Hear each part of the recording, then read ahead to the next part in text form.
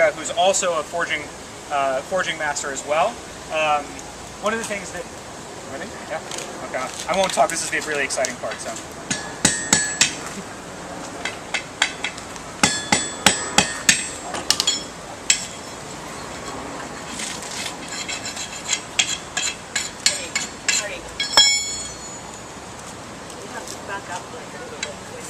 There will be some sparks in a moment, so you guys may want to back up just a little bit.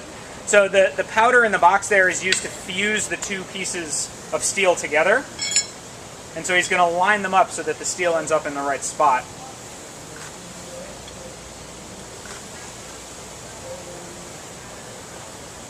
Everything in this process as far as the heat is essentially based on color. So he's looking for the steel to reach a certain color, and that is indicative of the temperature, that it has reached the right temperature for the work. So now that those two things, the glue, the powder glue is starting to hold them together and starting to facilitate those two pieces coming together, he's going to continue to heat the steel.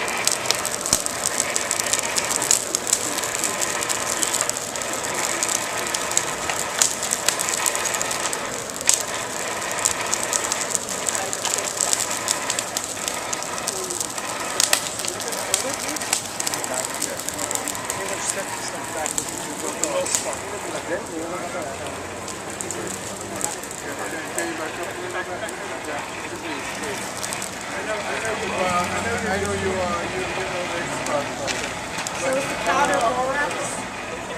Yes.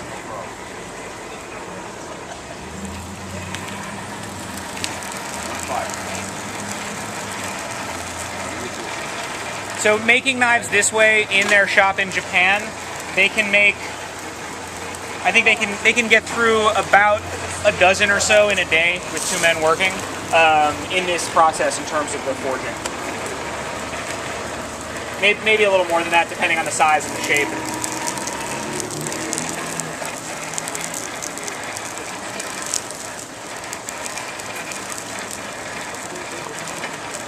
Okay, so now comes the fireworks.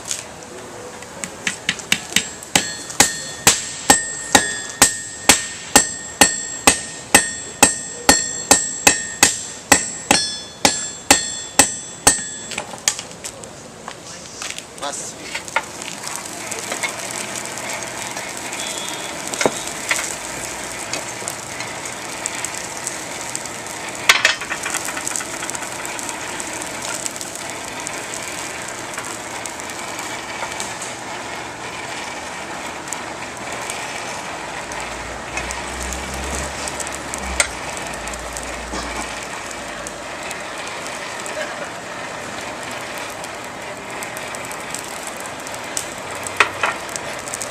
It's called.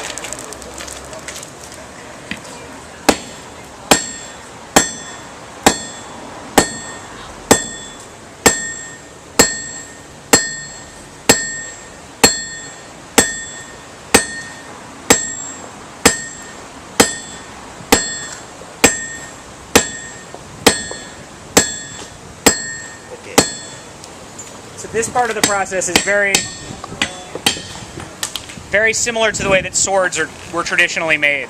And so in traditional sword making, there would have been a 4-man team, or even a 5-man team, where there would be one person who was responsible for the forge and keeping it heated, and then would pull it out and put it onto an anvil surface, and there would be 3 or 4 people with hammers so that you could hit in succession while the steel was still hot and continue to draw out that steel. And they would take a piece of steel about this big and make it into a full sword.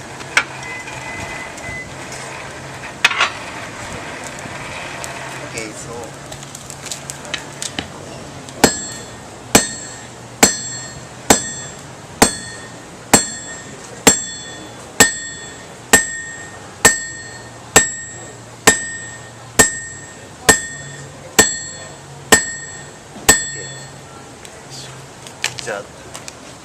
Let's try. Anybody want to try? Anyone want to? Must. So the sword making tradition goes back about 1,000 years in Sakai and in that area of Japan in Nara where Kikuichi is based. The cutlery making tradition started around the 1860s. At that time, the Emperor of Japan outlawed samurais, and so all of the sword makers lost their market and didn't have anybody they could sell to because there were no samurais to buy their swords. And so they switched to making kitchen cutlery because they already had the technique, and in fact it was a lot easier to make a knife that was only this long than to make a sword that was this long. Center only. Okay.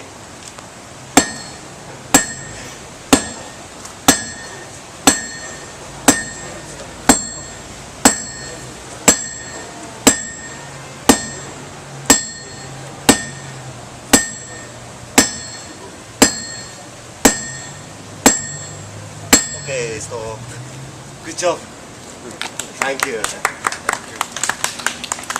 Last.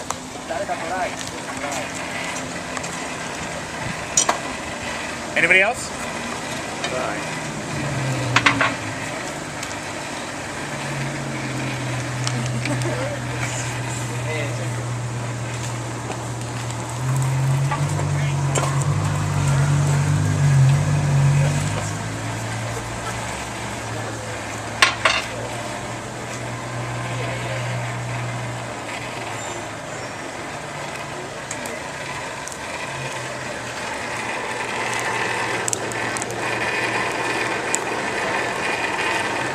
Okay, so let's try. Okay. Okay.